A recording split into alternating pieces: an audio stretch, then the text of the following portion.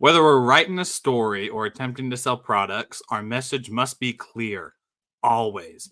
If you confuse, you lose.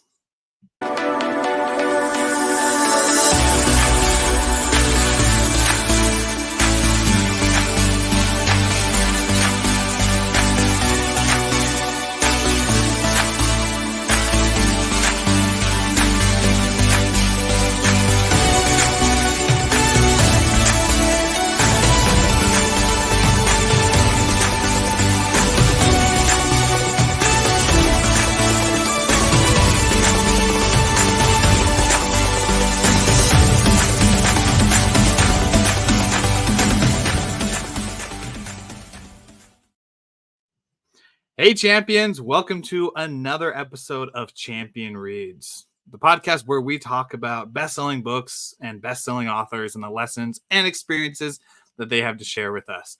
My name is William Blake. I'm joined today by our other executive producers.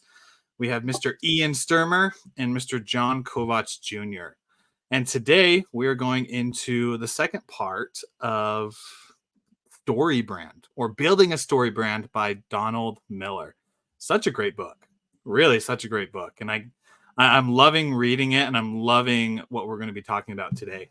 Because John, I know in the back room we were talking about the quote of if you confuse, you lose. But even you brought up something which I think is more impactful that we can go off of, which is more of the elements of an important story. So I'll turn it right over to you to start, and then we'll just have a good conversation about it. Yeah, I was anxious and excited to learn from each of you on some of your favorite stories because as I'm reading this book, I'm seeing so much synergy and I don't know, just comparison to great stories and then using those stories um to reach people, right? And he keeps bringing up luxury car brands, for example. And the luxury car brands, they say, they have to do more than sell luxury cars. They have to tell a story. They have to basically sell they have to sell an image or a representation, a lifestyle. And those are some of the hardest things to sell, in my opinion, because, when there's a lot of one thing, that means it's selling like hotcakes and it's super easy. But when there's not a lot of one thing, it means you have to work harder. And so thinking of quantifying your sales experience or your business as a whole, because sales equals bottom line, you have to be able to work this through. So my thought was, let's take this idea and we're encouraging our listeners to read the book, and we're going to cover some areas, and I'll read through a couple of these. But I would love to ask each of you, what are some of your favorite stories, aka books, aka movies, or even TV shows? Maybe it's something that you created yourself, but I'm just curious. Like, let's talk about some of our favorite stories, and then let's talk about the elements, why those are our favorite stories. A great example I'll get into just to lead off is Lord of the Rings or The Hobbit, right? And I'll talk about the reasons why I love it, but anyways, I'll get there. But for our listeners, I want them to understand that there are elements to building a story. Every story, the ones you love, have a main character, a protagonist, an antagonist, and so forth. It has a problem. Okay, there's a problem in the story. No, unless you're watching the TV show Bluey, there's always going to be a problem. Just kidding. There's always a problem, right? They portray it in a very positive light. And then the protagonist, or the protagonist, is it the protagonist? Anyway, the main character, they meet a guide. Okay, they meet some sort of mentor, guru, a guide, the unsuspecting person to help them, right? And then that guide gives them a plan, and that plan leads them to action. So it calls them to action, and then that action and that plan and the guide help them to avoid failure. And then, of course, we all love a good ending or a good positive story ending. And whether they succeed or fail, that's what we want to know. So that's what the elements, the breakdown of a good story is. And I want to talk about our favorite stories, and then as a group, let's dissect them. If we know each other's stories, we can build off of them. If we don't, we can still ask questions. But I would just kind of like to turn this into a discussion because, yeah, there our favorite stories can be related to how we portray and share and market our businesses to other people. And I think that's an interesting conversation. Would anyone like to go first, or I will jump right on into The Hobbit? Well, go ahead and start The Hobbit. That's one All of right. my favorites too. So, Yeah. And you know what? Admittedly, like The Hobbit was probably the first and most like exciting um fiction book I have ever read in my youth. And my mom made me forced me to read a book in the summer, and I picked up The Hobbit and begrudgingly read through it. And about halfway through, I was like, "Wow, this is good." I might be reading it very, very slow because I'm a slow reader, but I love it. And I'll kind of sum it up for most people. Most people know The Hobbit, but for those who've been living under a rock or you know haven't watched the movies or just don't know, a hobbit is a tiny, tiny humanoid that that resides in the Shire. And the Shire is this quaint little town. They don't stir up mischief. They just live. They farm. They have their morning tea. They have multiple meals a day. They live in just quiet solitude because they don't have any enemies, really, because no one really knows where the Shire is and no one really ventures to the Shire. So it's kind of a little protected area. Until one day, a wizard arrives, and the wizard is friends with one of the hobbits. His name's Bilbo Baggins, and the wizard uh, really shares that there's a need, there's a problem, and there's reluctance, there's all kinds of things. But the one thing that is common between the adventure that is to be had and with the problem is that Bilbo Baggins is growing tired of the Shire. He wants an adventure. He wants to do something that leads him away from the Shire. And although scary and unknowingly, like, what is outside the Shire? And one of the biggest heroic moments is when he steps foot out the door, and that becomes a really, really great story. And then comes adventure, then comes journeying, then comes problems and near death experiences, and all the long while in search of a solution or an answer or an answer to a question. And before I mix in the Lord of the Rings and bring in the story of the Fellowship and bringing the ring to the right people and stuff like that, Bilbo Bilbo goes along this adventure, and he is met by various challenges. His size and who he is, and also his stubbornness, really is something that causes him to miss out or to run into problems. But also where he's led, his adventure leads him to some of the highest mountains and some of the deepest, darkest caves, where he finds and meets characters who change the course of history of the Lord of the Rings story. And the basis and the power of this entire show, or this entire story, is, for me, the fact that nobody can have adventure without stepping outside. And so I love it. And just to give people context, I mean, he runs into everything from beasts in the fields to dragons and just things that he would never have ventured to find or see. And also there's an evil growing amongst the land through the orcs and the I forget the Middle Earth villains, and it's just awesome. So I'll wrap that up because I don't want to take everyone's time. I could really go into every detail, but there are so many character elements of it, And of your understanding of the Hobbit story, and you could even go into Lord of the Rings, if you will, what makes it exciting is that the unsuspected hero becomes a hero.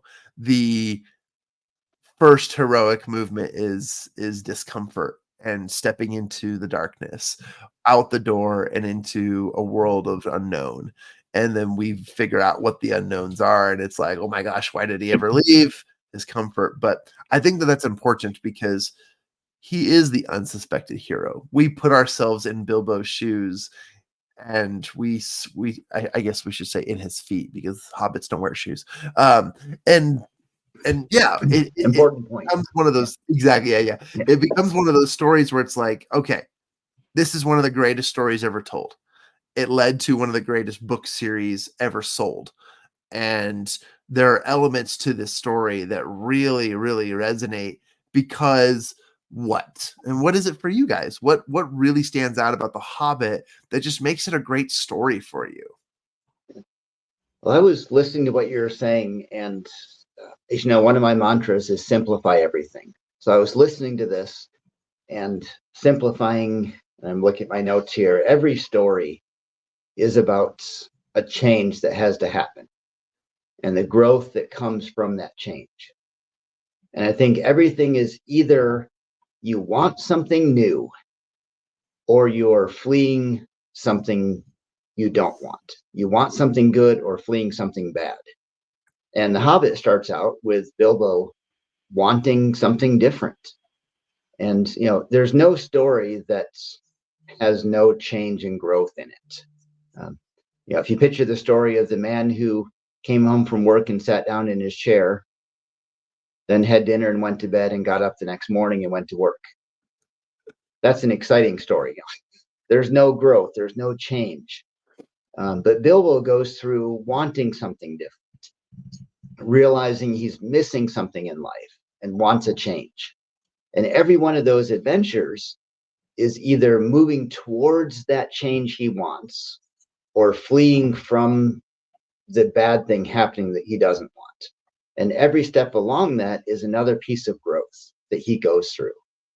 And I think what gets us involved in it, there's the excitement, there's the wizards, and there's the orcs and all of these things happening. But those incremental changes, we see Bilbo getting stronger and smarter and more confident. And we fall in love with Bilbo as he does this. And we're excited to see how he grows. And I'm going to just put that back into business for a minute. Are we doing that with our customers?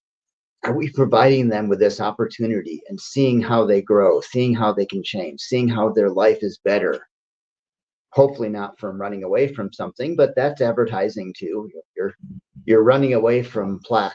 So you're running away from gingivitis to get that new, so you can kiss the girl in the end, or you're wanting to kiss the girl in the end, so you go and grab that mouthwash. But even that, it's a story. It's a desire to get somewhere. It's a change that's going to happen with us. And when we put it into a story, we understand that. And I'll finish that point with, I love McDonald's commercials. Look at a McDonald's commercial on TV. They don't even talk about the food. They don't show the food. They don't say it's great tasting food. They show people coming together, laughing, joking, having a good time. They show people wanting to have that feeling themselves, that feeling of joy and togetherness. And it's that story of a happy family, a happy group of friends that they sell, not the need for sustenance and certain amounts of proteins and carbohydrates and, I would say, vitamins and minerals, but this is McDonald's. So we're just going to say proteins and fats and carbohydrates. That's what they're selling. But no, they're selling this story of friendship, of happiness, of joy. And this is where you can get away from the stress of life. And it's a story. It's all about the story that we have in our life. So I'll finish up with McDonald's, and now we're all hungry. Yeah, I'm really hungry, and I'm like reaching back into my memories, and I'm wondering, there were so many different jingles that their commercials had, from "We love to see you smile" to I forget the other one, but then it's "But up." They got those ones now. So, We're anyways, loving you it. got me thinking. That's a really great brain opener for me. Okay, hope there's no copyright. I'm loving it. Ian, that reminds me of, if anyone is like going from Utah County to Salt Lake County, and you're going over that kind of turn in the hill going northbound I-15.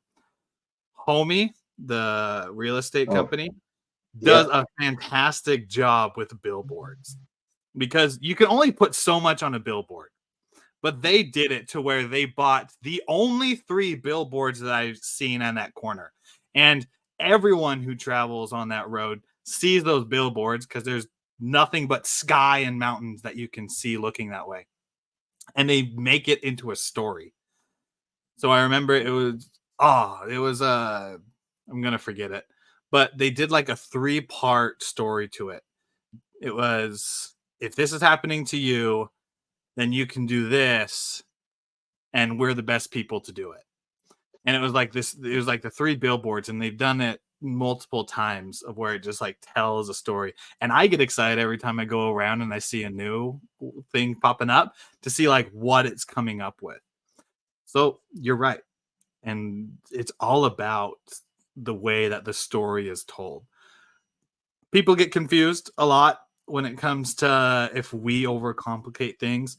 But in business, if we're able to like shrink it down to a motto or a mantra, people get behind it a lot easier than if, let's say, a website is cluttered with FAQ links and external links that lead to customer service, that lead to, like, if it's just unclear what you do, people don't want to do it, to go with it. I'm sure we can all think of a movie that was probably not your favorite movie, and more than likely it was because the storyline sucked on it. But we have some of the best movies out in the world: Lord of the Rings, Hobbit, Harry Potter, Star Wars. There's a whole story behind it, all revolving around the protagonist meets the antagonist, and they're fighting each other. That the protagonist has to go through challenges, they grow themselves, and then they always have that guide or guides to help them along the way. And that always creates some of the best stories. We're just here nodding. Yes. Yes. Yeah. We're thinking of all these stories. Okay, he got me into the sci-fi, and I'm trying not to geek out here on all these things. But every story there's a challenge you have to overcome. And I think in business, that's the same thing. And this is about book about marketing, and we're talking about marketing strategies. And the fact is, there's not a lot of products that are out there that we market because of what the product really does. They don't say toothpaste will clean your teeth. No, toothpaste will give you a good smile so the girl recognizes you, so you get the job. It's what things do. It's the reason behind them. And stories are, I think, just how our mind works. We get excited about stories. One of the first advice I got in public speaking was, when your audience starts to look bored, tell a story. And that's probably been the most useful advice I've gotten. So whenever I'm speaking, I have on the side of my notes a list of stories that I can jump to whenever I need to. Because you start telling a story, people get interested, they get involved. Not to go religious, but I think there's not much question that Jesus is one of the most influential people in history. Any list you look at, religion aside, he's one of the most influential people in all of history. And how did he teach? Parables, telling stories. If you say, beyond, he loved the world, and if you love me, keep my commandments, the next thing everyone thinks is, oh, the story of the parable of the lost sheep, the 10 talents. It's the stories he told. because we put ourselves in those stories and we understand them. We understand the meaning and the symbolism, and they make life deeper to us than just saying, brush your teeth. Because we would all rather get the girl, right? And if we That's right. didn't brush our teeth, none of us would have the girls we have now. True. Yes. Yeah. I do We are all tribute married for all those of in the my audience. I do tribute all my love for my spouse to my toothpaste. Yes. Colgate, thank you for what you have served us with. Oh, I'll jump in and just say you're absolutely right, guys. And there's just so many great elements, and the conversation takes wings and legs of its own. But I'm curious, as long as the stories are easy to describe and also what's the word, relatable. Like, what are some of your favorite stories? I know we jumped into The Hobbit a little bit, but in fear of sharing too geeky of sci-fi, no, I as long as it's a common story or whatever, people might know it or could find it. I'm curious what some of your favorite stories are that we could dive into as well. I'm going to jump in to answer there. And first, I have to say, along with Lord of the Rings, one of my favorite memes that I saw that I should have pulled up here. But if people know Lord of the Rings story, there's a picture of Gollum holding up the One Ring with this look of absolute love on his face as he looks at this ring. And the caption said, "He went to Jared." Jared. And I love that one because we know all of this adventure and this obsession he has. We all know that storyline. And it put it into a funny way. And it's not a Jared commercial. It's just an internet meme, I'm pretty sure. Yeah. But it brings all of this emotion into it. So I want to say that. But let me jump into my favorite story. And I'm in a different office today, so I don't have my Star Trek Enterprise painting behind me. But I love Star Trek. And the thing I love about Star Trek is I got thinking every vision of the future. There's only a couple visions of the future in literature and TV and movies. It's either 1984, the book where Big Brother, this authoritarian thing, takes over the world, or it's Brave New World, which is the same thing, but it's a corporate side taking over the world. Or it's A Clockwork Orange, where it's devolved into this lawless crime society. Or it's the post-apocalyptic, where we've been destroyed by aliens or virus or something. And all of those are struggling to get through this death and destruction and terrible things around us, except Star Trek, that takes place after all of that, when we've conquered everything. And now we have a new hope in the future. And we're working together and we're exploring and we're creating friends and meeting people. And it's the only positive science fiction in general. I'm sure there's something out there, but it's the one positive, that we've overcome everything and there's still hope going forward. And I love that because there's always some conflict in those things. But I love the idea of a hope for it. There's a good thing out there. We're going to make it past all this bad stuff. And then life is going to be so good. We're going to overcome those challenges. And for me, that's the story I love. The challenge is nice, but I love after the challenge, the happily ever after, when there's some, Klingons fighting each other and excitement going along with it. So Star Trek is my favorite to geek out there of the storylines because of the positive hope for the future. And we can do this. We are going to conquer, and mankind is good. So. I'll take it to my favorite story as you share yours. I have so many favorite stories. The one that came to my mind is a little more niche down into the fiction area, but Fablehaven and Dragon Watch, that series by Brandon Mull. I love it because in that series, you have two kids who go to their grandparents' house, who then learn about this whole magical world that's going on, and then they just get enthralled in it. to where the people who seem like the good guys turn into the bad guys. They have to save the place that they're at. Then they got to save other sanctuaries. Then they got to save the world from what's going on. And all while fighting off monsters, demons, and everything in between. And then eventually they're spoiler alert, eventually they were able to do it. But I love the storyline because as it goes through, it doesn't start with the big bad happening. It starts off with the place that they're in. They learn about what's going on, and then they just learn a few skills that help them overcome the challenge that they have then. Then you got the next book, which then gets a little bigger into the story. And then the next one, which gets even bigger. And then to the fifth book, where it's just like, you know, everything that's going on. All the crap is hitting the fan and the world is coming to an end. And these two people and all their friends have to go out and try to save it. We don't start with saving the world. We start with saving the people in the area that we have influence with right now. So I love that series because it starts off with like you focus on what's small, you focus on your world at the moment.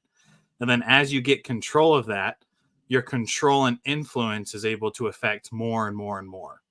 So I know for myself, I have the worst case of wanting to save the world, where instead what I need to do is focus on maybe my city and then my county and then the state and then the country and then maybe the world, right? We're small where I'm at and continue to grow out.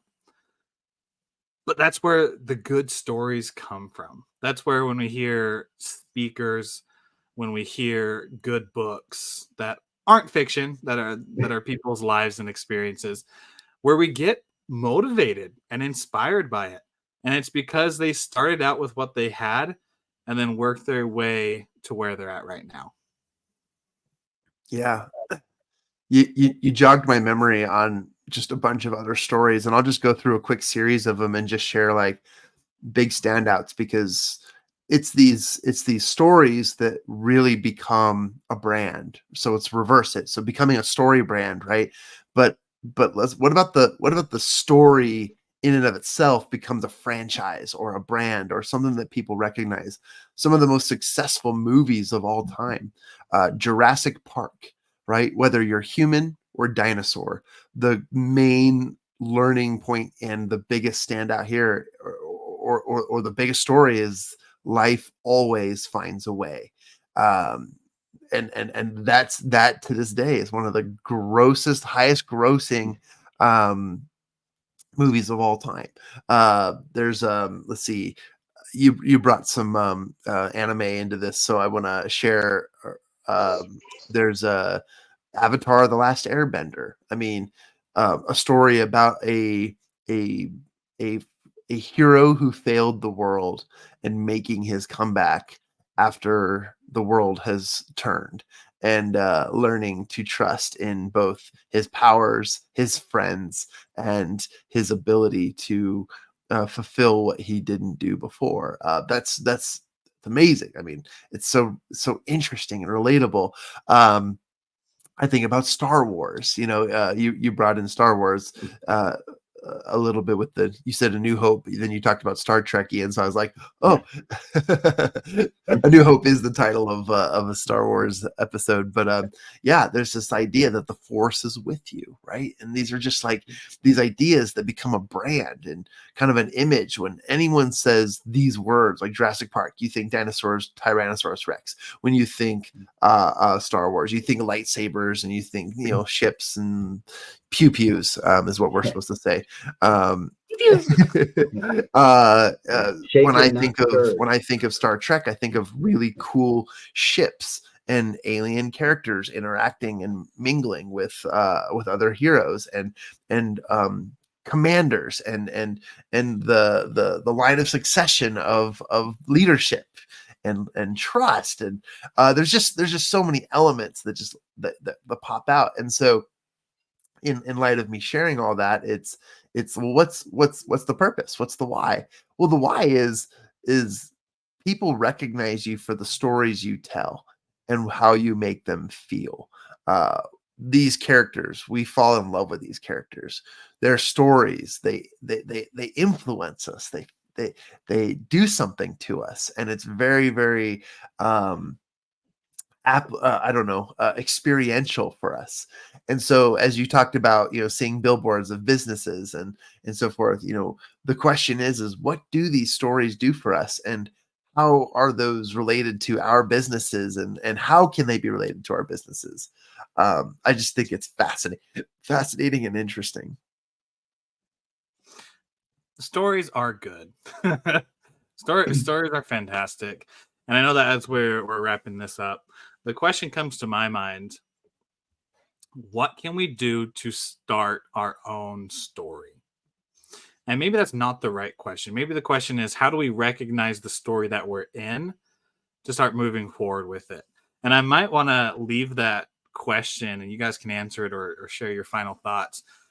But if I were to answer that question of how do we start, or how do we recognize the start that we have, I would say to think about what is in our own lives and what we've accomplished already.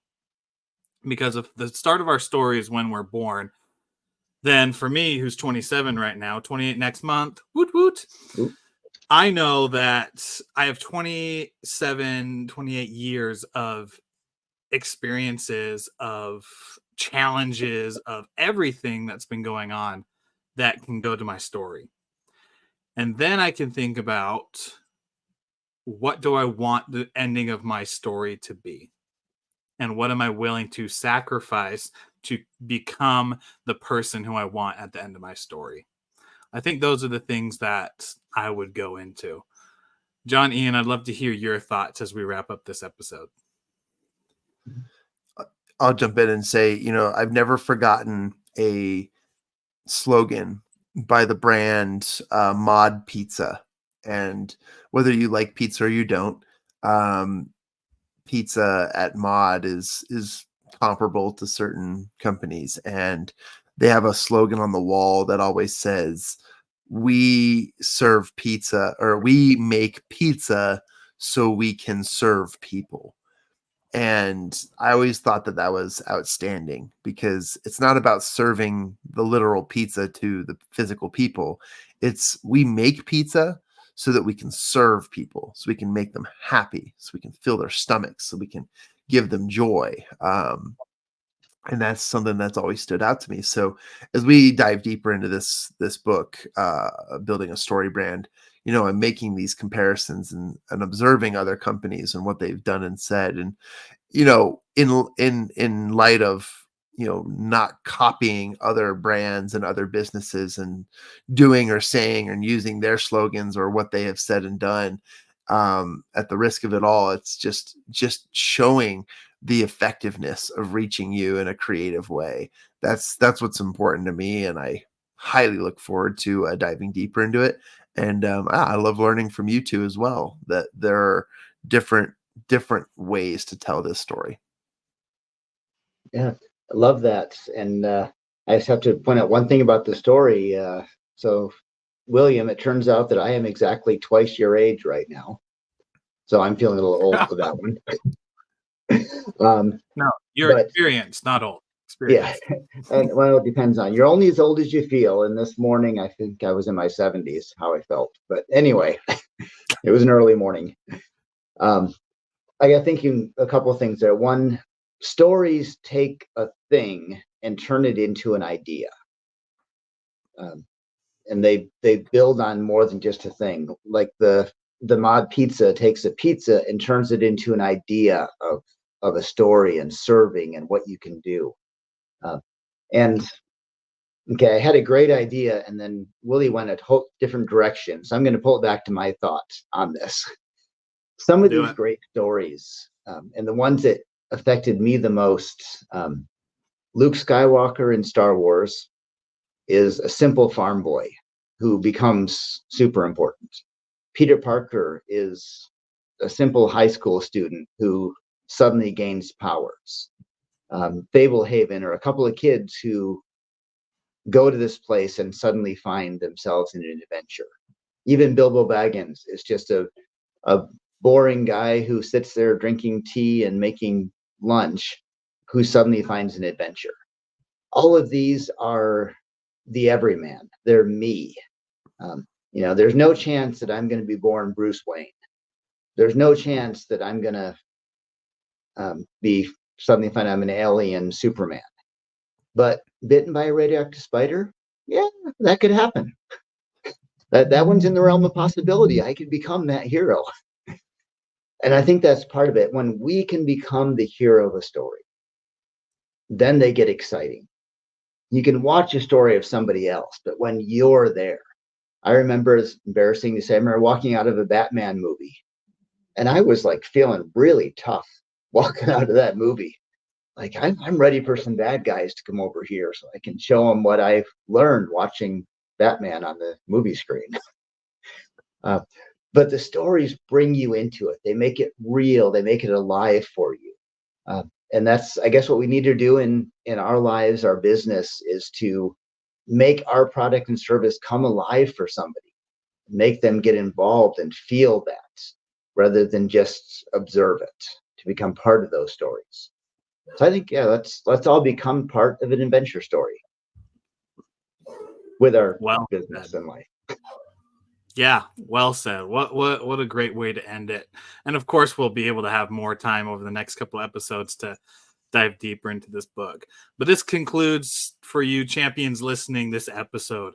If you found inspiration in this episode, go ahead and subscribe to our podcast, Champion Reads. You can find us on all of the major podcasting platforms, as well as you can subscribe to our own social media channels, and you can find those by going to our website, www.mychampioncircle.com. And until next time, champions, continue to be awesome. Continue to be the hero of your own story, as well as guide other people in theirs. And always remember that it's just those few small steps that we take every single day to create the story that we want, whether it's in our personal life or our business. So go ahead and take those steps. We'll see you on the next episode, champions. Thank you.